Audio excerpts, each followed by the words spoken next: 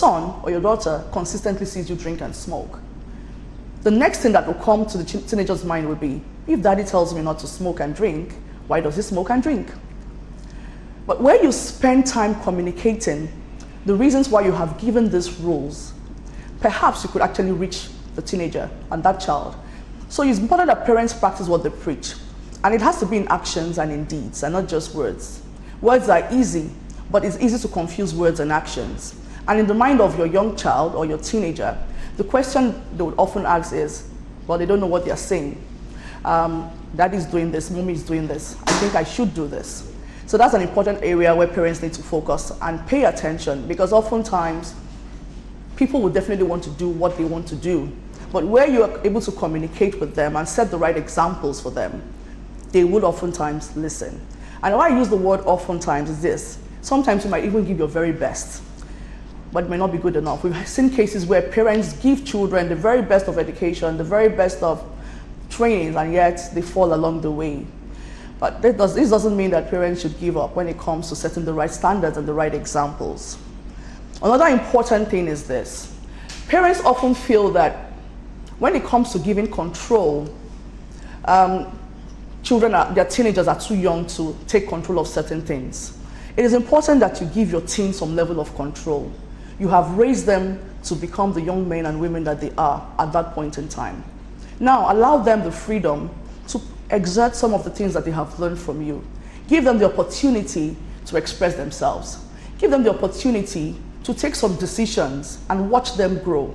Because at every point in time that you try to police your child, especially your daughter and your son, it actually gives them the impression that you don't trust them enough, or you don't even believe in them enough. And this actually causes some sort of rebellion. It's important again that the foundations that you start, when it comes to raising your teenage children is consistent.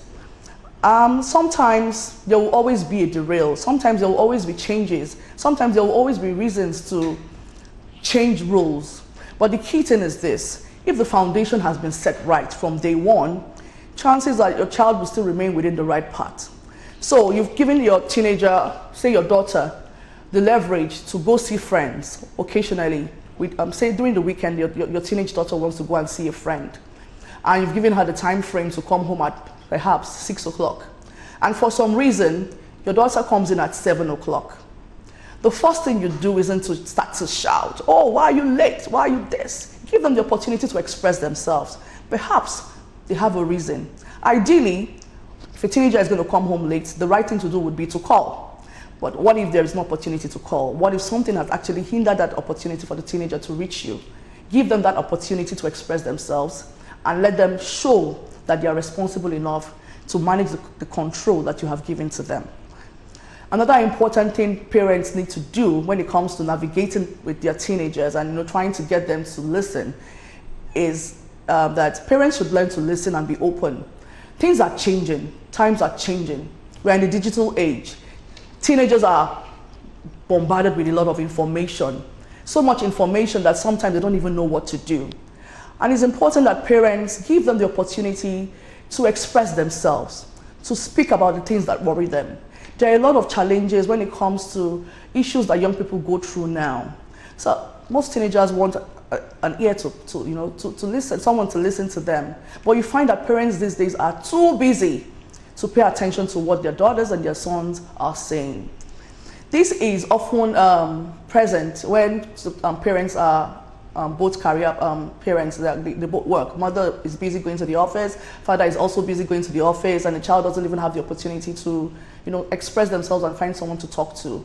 The next thing that happens is that they find someone else outside to fill the information gap that exists in their lives. So parents need to find the time to listen to their teenagers. They need to find the time to be open, to hear what they have to say so that they can express themselves and basically just share the thoughts that they have. And at this stage, when you are paying attention, it is important to have a non-judgmental approach to these things. Because some of the things that teenagers know, we didn't know back then. At least I, as a teenager, didn't know about a lot of things. For example, I didn't know a lot about contraceptives when I was a teenager.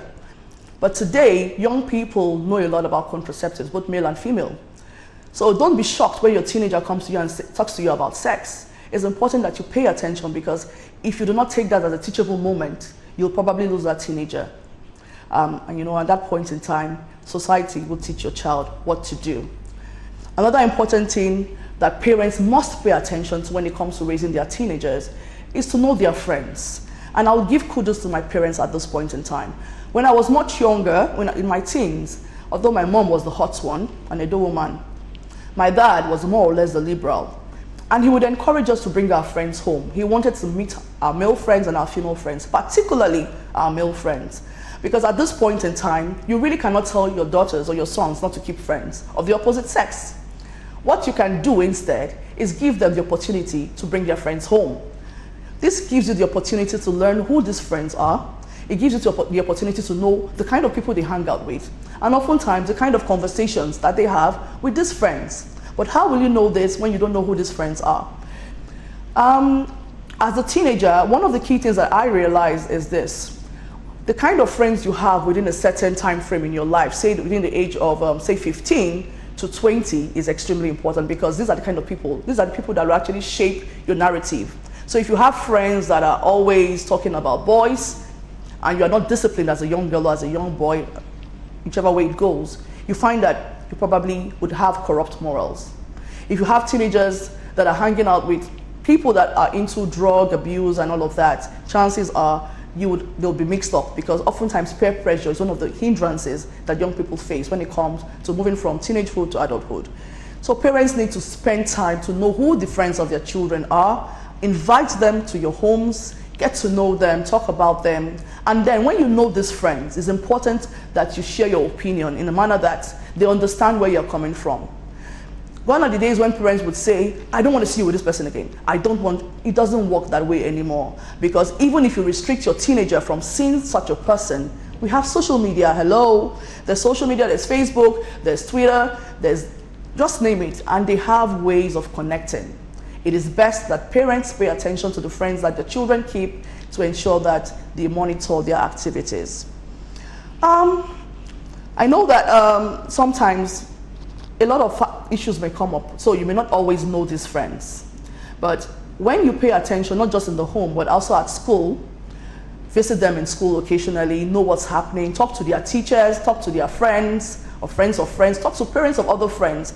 Basically, one way or the other, you get to know more about your teenager. And remember, this is the best time to really know more about what is happening in their lives. Because with the information age, a lot of young people are passing through challenges that they cannot handle on their own. And parents often tend to miss some of these key pointers.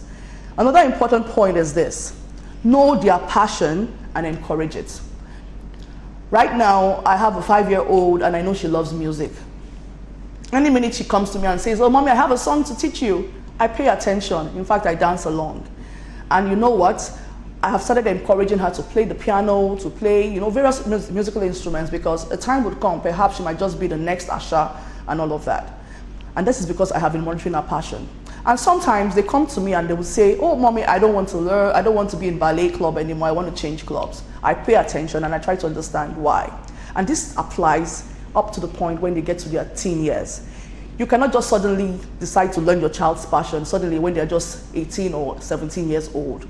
Have you been paying attention when they were 5, when they were 4? What skills do they have? What do they like doing? What do they like talking about? What is their favorite cartoon character? These things have a way of taking shape in their lives, because it now begins to give you a full picture of who your child is and is going to be in the future. And at the very worst, it could be a time to also just bond. You know, knowing your child's passion could give you an opportunity to bond with them over what they love to do. And this also kinds of build their confidence, builds their, you know, their esteem, because their parents are actually paying attention.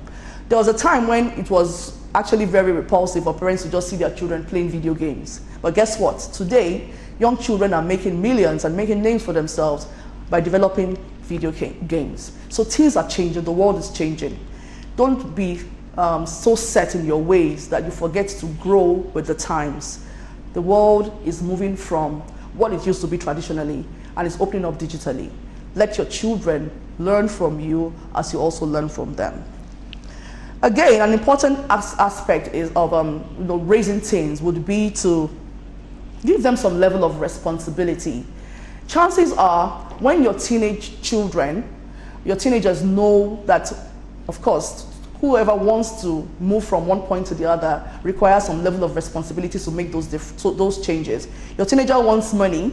They want to have a new pair of shoes. They want to have a new dress. It's important that you give them the opportunity to earn that funds. Don't just hand money to your teenagers. Let them have some level of responsibility so that they can understand the value of hard work. There's so much to say, there's so much to do when it comes to learning about your teens. But one thing is sacrosanct. Do not stop. If you have started late, it is not too late. It's best to just keep doing what you do and giving them the opportunity to be the very best versions of themselves. I also do know that our society has a lot of issues, raising boys differently, raising girls differently, but times are changing. The same preference you would give to a boy is what you should also give to your daughters. Do not make it so obvious that there are differences, because at the end of the day, we are all equal. I want to use this opportunity to thank my viewers for paying attention and for being a part of this show. It's extremely important that we support the work that's happening here.